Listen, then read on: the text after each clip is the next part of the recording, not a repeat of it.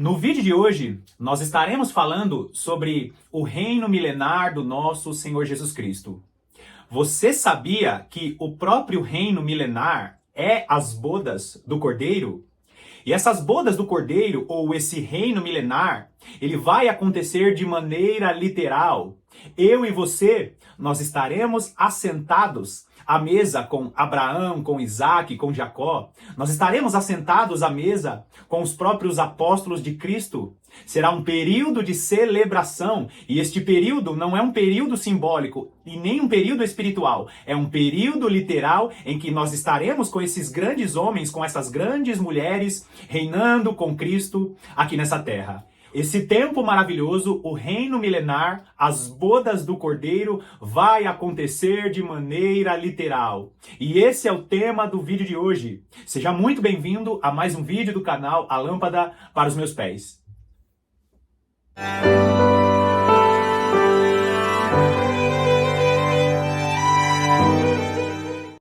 O reino milenar do nosso Senhor Jesus Cristo vai acontecer de maneira literal. Infelizmente, ainda existem muitas teologias que tentam espiritualizar o reino milenar ou tentam dizer que o milênio é algo que já está acontecendo. E nós vamos ver no vídeo de hoje que o reino milenar, que as bodas do Cordeiro, que são a mesma coisa, ainda não aconteceu, e quando Jesus estabelecer o seu reino literal aqui nessa terra, nós estaremos reinando com ele e recebendo essa terra como herança. Vai lá comigo em Zacarias capítulo 14. Zacarias capítulo 14, vamos ler dos versículos 20 ao 21. Que diz assim: Naquele dia será gravado nas campainhas dos cavalos, Santo ao Senhor. E as panelas da casa do Senhor serão como as bacias diante do altar. Versículo 21. Sim, todas as panelas em Jerusalém e Judá serão santas ao Senhor. Todos que oferecerem sacrifícios virão, lançarão mão delas e nelas cozerão a carne do sacrifício. Naquele dia já não haverá mercador na casa do Senhor dos exércitos. Então, o profeta Zacarias, que é um profeta, que é uma pedra de tropeço para aqueles que não acreditam no reino milenar, como eu falei em vídeos anteriores, Jesus Cristo estará lá no Monte Sião, em Jerusalém, reinando. E nós, a igreja do Senhor, os governantes, os reis e sacerdotes, estaremos conduzindo as nações a adorarem ao Senhor lá em Jerusalém. Então, nesse primeiro texto que eu acabei de ler, fala sobre as panelas, as bacias que estarão ali no templo do Senhor. E nós vemos que este é um texto que não tem como espiritualizar. Como aqueles que espiritualizam o reino milenar podem explicar espiritualmente que até as panelas da casa do Senhor serão santas? Aqui nós vemos que é algo literal. Vão ter ali as panelas, vão ter ali banquetes. Olha só o que diz Isaías capítulo 25, no versículo 6. O Senhor dos Exércitos dará neste monte a todos os povos um banquete de coisas gordurosas, uma festa com vinhos velhos, pratos gordurosos com tutanos e vinhos velhos bem clarificados. Então, queridos, aqui está falando sobre o deleite das nações no reino milenar. Quando nós estivermos assentados à mesa com Abraão, com Isaac, com Jacó, quando nós, os glorificados, estaremos também governando sobre as nações. E até as próprias nações que não terão seus corpos glorificados, terão ali vários deleites em suas refeições, em seus plantios. Os gados vão se reproduzir de uma maneira extraordinária. Será um reino de abundância, de paz e de justiça. Agora, olha o que o nosso Senhor Jesus Cristo relatou, né? Mateus capítulo 8, versículo 11, registra uma fala de Jesus a respeito desse período. Versículo 11, Mateus 8, versículo 11 diz assim: Digo-vos que muitos virão do Oriente e do Ocidente e tomarão lugares à mesa com Abraão, Isaque e Jacó no reino dos céus. E aqui nós vemos que Jesus fala deste período, dizendo que nós estaremos assentados à mesa com Abraão, Isaque e Jacó.